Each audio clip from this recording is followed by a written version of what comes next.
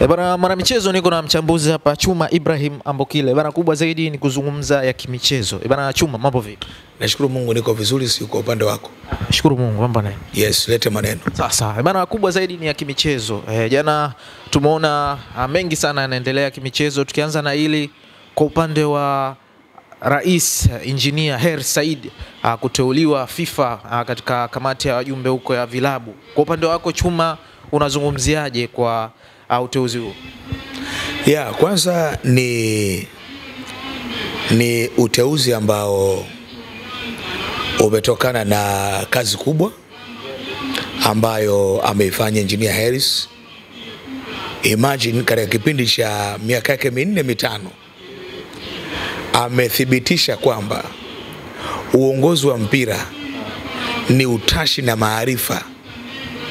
Katika hayo kuna connection na kuongezeka katika uongozi. Kwa hiyo Hersi kuteuliwa ni heshima kwa taifa la Tanzania, lakini pia ni heshima kwa Afrika. Kumbuka mashindano yote duniani ya kiume kuna mchango wa Engineer Hersi kuanzia sasa mpaka 2029. FIFA niseme tu kwamba wamelamba dume FIFA kwa kumteua Engineer Hersi Said. Cha kwanza ni moja kati ya watu ambao wana uwezo bora wa kuweza kujenga hoja, utashi na uwepesi wa uelewa, lakini pia capacity yake ni kubwa sana. Mafanikio ambayo unayaona kwa Young Africans, kumbuka huyu ndiye mwana mapinduzi katika soka la Tanzania. Na maanisha kwenye uendeshaji wa taasisi, licha kuwa yuko na wasaidizi wake. Katika kipindi ambacho Simba inapiga inavyotaka, narudia tena, Simba ilikuwa inafanya vizuri kipindi ambacho viongozi wengi katika utashi wa mwenendo au uendeshwaji wa vilabu wengi walikuwa bado wako mbali sana. Lakini sasa amekuja kuthibitisha mpira ni science. Ukiwekeza, umenyoka katika mfumo bora wa uongozi, unaweza kupata matokeo chanya. Leo hii katika misimu 4 Yanga inakwenda kuchukua ubingwa mbele ya Simba ambayo haina njaa. Yanga inachukua ubingwa, Yanga inaifunga Simba mara 6 mfululizo. Simba haina njaa. Why? Uongozi wa kisayansi. Kwa hiyo hii ni heshima kwa taifa. Kila Mtanzania, haijalishi wewe ni Simba, ni Azam, ni nani, unapaswa kujipiga kifua mbele kwamba FIFA imepata mtu, taifa limepata heshima. Walipata vizuri. Teuzi yake tu hii ni kubwa mno. Kwani wako watu wangapi duniani? Kwa nini ameonekana Hersi? Kwanza Afrika kwa mwenyekiti wa umoja wa vilabu barani Afrika. Ukizungumzia umoja wa vilabu barani Afrika, Simba imo, Azam imo, Singida imo. Maana yake nini? Bosi wa vilabu vyote barani Afrika, boss ni Engineer Hersi Said. Nchi hii kiongozi mwenye uwezo bora wa kujenga hoja na kutetea hoja na kuwasilisha hoja katika uongozi wa vilabu, ukiondoa shirikisho la soka Tanzania TFF ambako Kalia naye kateuliwa, kule ni shirikisho, huku ni vilabu. Engineer Hersi ndiye role model wa viongozi wote wa vilabu Tanzania. Role model huyu. Utaki, unapinga hilo, jiondoe haraka sana kwenye klabu unayoiongoza, tusikuone. Kwa sababu bosi wako wewe leo hii Mangungu, bosi wake Hersi ndio walisia. Huyu Magoli bosi wake ni Hersi Afrika. Maana kuna maeneo utashikwa tu, mkono wa Hersi utahusika, au ushauri wake utahusika, au maamuzi yake yatahusika. Kumbuka anatetea maslahi ya vilabu. Simba, Yanga na timu nyingine zote Afrika zinaenjoy kwa sababu ya mchango wake wa kuwasilisha hoja. Kila timu ipate $100,000 mwanzo wa mashindano ya ligi mabingwa na kombe la shirikisho. Why asiwe bosi wako ambaye anaidhinisha approved? Ela imetoka approved yeye Engineer Hersi. Ndio maana kuna amri zinatoka kwake, na maana vilabu vingine kama Simba Kina Mangungu kina lazima wapitie. Harris yuko kwenye taasisi ya umoja wa vilabu barani Afrika AC kwa ajili ya kutetea vilabu ambamo ndani yake iko hadi Simba. Umenipata vizuri? Ndani yake iko Azam. Bosi wao ambaye anawatetea au mwenyekiti ni Harris. Leo Mangungu atatoka atazunguka. Baadaye atasema bwana, bosi wetu Afrika nani? Ni engineer Harris. Utaki ondoka kuiongoza Simba. Utaki ondoka kuiongoza Azam. Ndio uhalisia. Kama unampinga Harris, maana kesho mtu wa mpira. Unaelewa vizuri? Yaani kama wewe kiongozi uko Simba unapinga, uko Azam unapinga, sijui uko wapi unapinga, wewe sio kiongozi wa mpira, kwa sababu kila jambo lina mfumo wake. Bwana, lina mfumo wake. Katika huo mfumo lazima kuwe kuna kiongozi ambaye anaongoza taasisi. Hasa kwenye taasisi ya AK yuko engineer Harris Saidi kabla yao.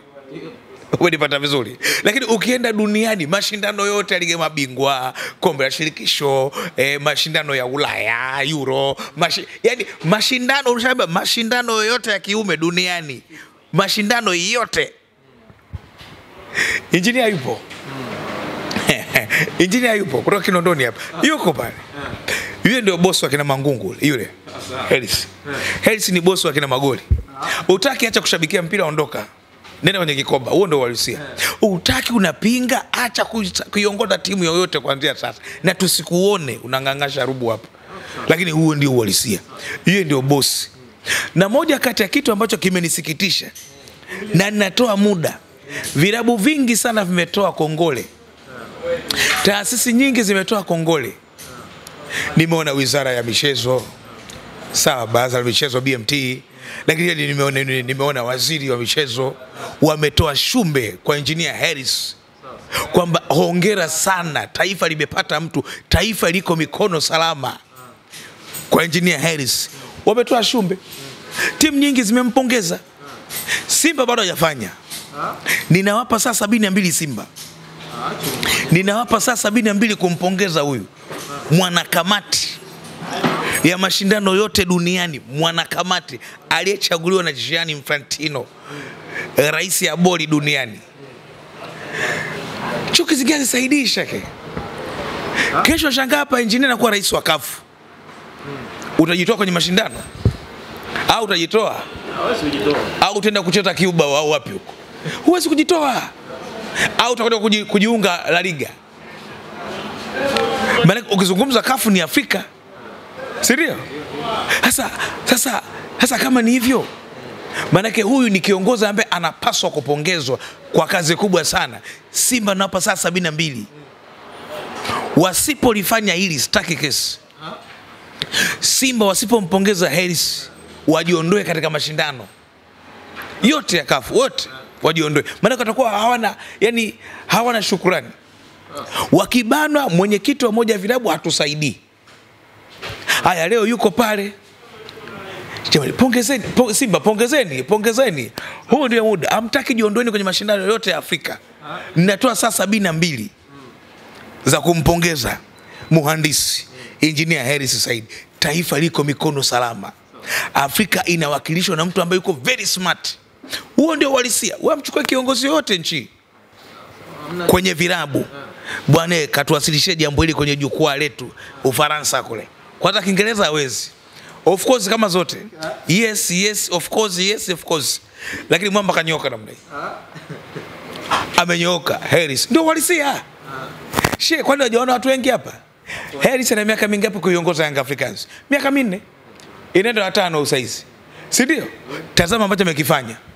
Taasisi imenyoka namna hii pamoja na wasaidizi wake. Sio kwa bahati mbaya. Ni kwa sababu ya usumbufu wake. Capacity yake, uelewa wake mkubwa aliokuwa nao. Gianni Infantino akikuchagua wewe ni kichwa. Akikuchagua wewe ni kichwa. So yes of course, akikuchagua Gianni Infantino wewe ni kichwa. Hata kuteuliwa kuwa mwenyekiti wa moja wa vilabu barani Afrika hapa. Haimaanishi wengine hawana, wanazo, maana mchelewe kutunga sentensi zenu. Wanazo, lakini tumetofautiana. Tumetofautiana. Harris amekuta viongozi wengi tu kwenye vilabu, lakini CAF hajawahi kuwafikiria Kwani FIFA imeanza leo? FIFA miaka mingi mbona FIFA. Lakini hadi kwenda kumteua yeye kuna kitu amekiona kwake. Harris ndio role model huyu. Alindwe sana, alindwe sana. Yaani bidii wa Tanzania wote ni kumuombea dua na sala. Yuko Italy sasa, yuko Italy pale. Yuko kwenye vikao nyeti vya kimpira duniani. Yeah. Sasa unahisi Chuma ameona nini? Maana alikuwa ni mwenyekiti ni mpaka sasa wa vilabu Afrika, lakini kutoka kwenye hatua hiyo mpaka kufika FIFA wa vilabu tena duniani, unaona ameona nini hasa yani kikubwa? Cha kwanza, Harris ukikaa naye ni mtu ambaye ana uwezo bora wa kuweza kufikiri na kuleta idea. Alafu ni mzuri kushirikisha. Yaani utofauti wa viongozi wengine na Harris ni huo. Harris anashirikisha, Harris anasikiliza. Harris mnashauriana, mnashauriana. Jambo lenye chanya linakwenda. Kwa muda mfupi baada ya kumteua kuwa au kupata uteuzi wa umoja wa vilabu barani Afrika aka wakagundua hii ni mali. Ameitwa katika majukwaa mengi sana duniani. Mengi mno ya kimpira, mengi. Wakaja tukaona huyu ni mtu. Lakini haya yote nyuma yake, nyuma ya Engineer Harris, nyuma yake yuko mwamba mmoja anaitwa Ghalibu. Yule ndo amemuongezea elimu kubwa sana kwenye mpira, kuwaleta wale watu wa La Liga wale. Kumbuka wale watu wa La Liga wale ambaye alifadhili waje kutoa elimu ni Ghalibu kabla ya GSM. Ndio alileta yale mambo. Baada ya kuwaleta wale akakaa na president, wakapikwa wakapikika. Unajua unataka kufundisha usielewe. Yaani kama umeenda shuleni elimu kaiacha shuleni, wewe umerudi kivyako. Kwa ile elimu ikawaingia. Leo matunda yake ni haya. Umoja wa vilabu barani Afrika, lakini pia mwanakamati ya mashindano yote duniani, yote kwa wanaume, yote unayojua wewe, yuko pale mwamba. Sio kwa bahati mbaya, maana yake nini? Somo limeingia na hakukrem, na ndio maana anatuletea implementation. Maana kuna mwingine mzuri kukariri masomo, umwambie kitu yes of course kama zote, mpeleke kwenye utendaji hola, lakini kuongea yes on you know Harris shatoka huko. Shatoka huko. Hana hayo mambo ya kitoto. Yes. Sasa kwenye ile Chuma tunaweza kusema labda Young African walikuwa na jicho kubwa sana la kufikia hatua labda kumchagua pale kuongoza Young African na kupelekea kama hivyo CAF na FIFA pia kumuona na kumpa nafasi. Yeah, mimi kwangu nachotaka kukisema ni kwamba Young Africans wamepata viongozi. Wamepata viongozi wa kimpira. Viongozi ambao hawana muda wa kujisifia. Mimi ni mwanambizi kwa soka. Yaani unajua kumpata mtu ambaye anapenda kujifunza, taasisi lazima ipate maendeleo. Na ndio maana mpaka dakika hii Yanga wametoka nyuma mbele ya Simba. Lakini mfumo wao wa ulipaji kadi kwa wanachama na washabiki uko active kuliko Simba. Uongo kweli? Mama mtakataji ukweli sasa. Wewe kama unabisha niambie mwanachama wa Simba, shabiki wa Simba, mara mwisho walipia kadi yako lini? Bana, shida yangu mimi ni kusema ukweli tu. Wewe unapingana kile ukisema Yanga wametoka nyuma mbele ya Simba. Simba walianza mchakato wote huu. Yanga wametoka nyuma. Lakini mfumo ambao upo active wa ulipaji wa kadi za washabiki na wanachama, Yanga Africans wako mbele kuliko Simba. Simba ule mfumo ushakufa. Sijui kama utapata tabuku kwenye account, sijui. Sijui kama utapata tabuku, sijui. Nakwambia, sasa buku analipa nani? Na wale wa kulipa hapa wenyewe. Ushakuta neno unatuma hela, yaani mtandao unakuambia umekosea. Umetuma hela, mtandao unakuambia shika umekosea. Inarudisha hela. Yaani mfumo unatema mzigo. Unaelewa vizuri. Lakini wewe kwa Yanga wanachama na washabiki wakilipa imo. Young Africans, Yanga Sports Club unaiona pale. Wewe lete hapo mwanachama wa Simba ambaye ana kadi kama ya Yanga, lete. Kwa nini? Ni utashi wa viongozi. Ni kujifunza kwa viongozi. Ni kusubutu kwa viongozi. Maana mambo hayaji tu from nowhere.